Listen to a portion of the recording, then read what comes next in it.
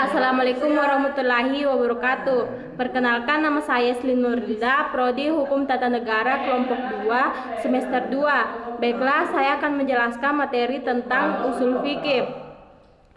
Pengertian usul fikih menurut istilah dapat dimaknai: satu, arajan.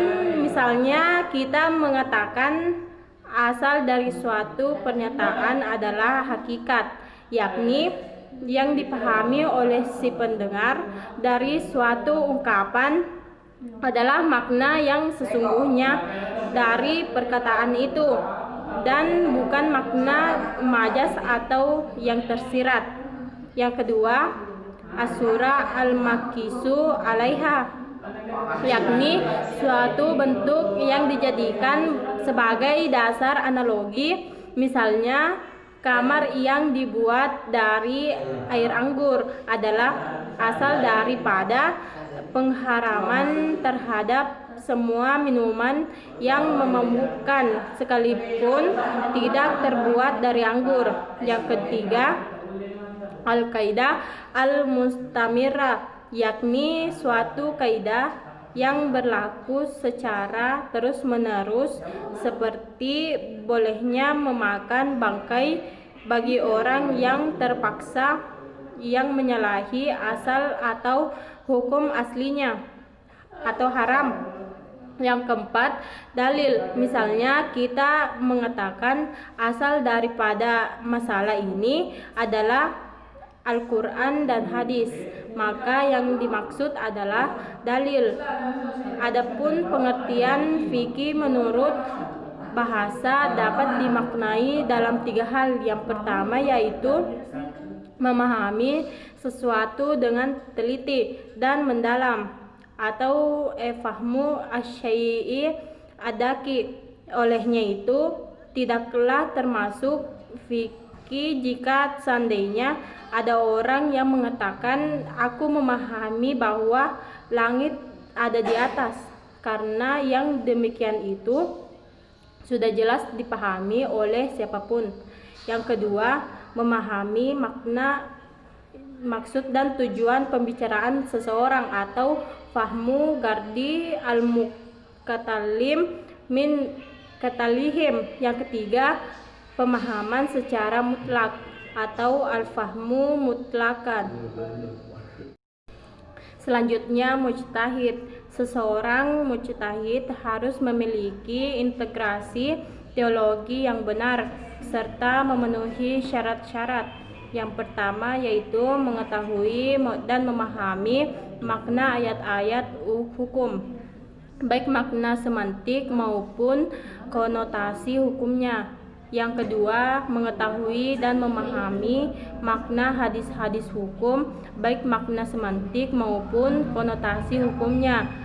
Yang ketiga, mengetahui ayat-ayat yang mansukh dan manasaknya, mengetahui ketentuan-ketentuan hukum yang telah diterapkan lewat ijma. Yang kelima, mengetahui dan menguasai metodologi kias dengan baik. Yang keenam, menguasai kaidah-kaidah usul fikih dengan baik. Yang ketujuh, memahami maqasid al-syariah, macam-macam hukum taklifi. Yang pertama yaitu hijab, yaitu sebagai tuntutan syar'i yang bersifat supaya dapat melaksanakan sesuatu yang tidak boleh ditinggalkan, dan apabila meninggalkannya maka akan dikenai sanksi. Yang kedua, nad adalah suatu permintaan untuk melakukan suatu tindakan yang tidak wajib tetapi bagi saran, sehingga tidak dilarang seseorang meninggalkan, dan yang harus dilakukan adalah mandub. Sedangkan hasil dari permintaan disebut nad.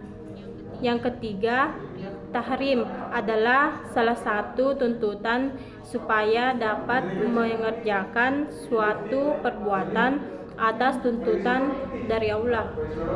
Yang keempat, Karaha adalah salah satu tuntutan supaya dapat meninggalkan suatu perbuatan dengan melalui redaksi bersifat memaksa, sehingga seseorang dapat mengerjakan perbuatan yang baik sesuai dengan perintah dan hukum Allah. Yang kelima, ibahah adalah salah satu perbuatan yang mengandung dan bersifat sesuatu dari kitab Allah. Hal itu disebut mubah.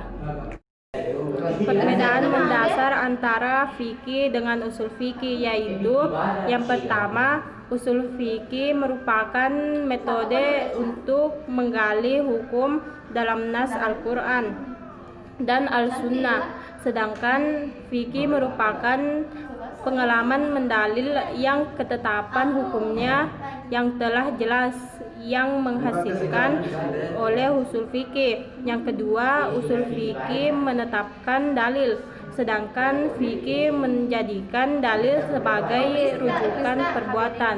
Yang ketiga, usul fikih lebih dahulu bekerja, sedangkan fikih bergerak setelah usul fikih. Hukum taklifi adalah sesuatu yang menuntut suatu pengerjaan dari mukallaf atau menuntut untuk berbuat atau memberikan pilihan kepadanya antara melakukan dan meninggalkannya.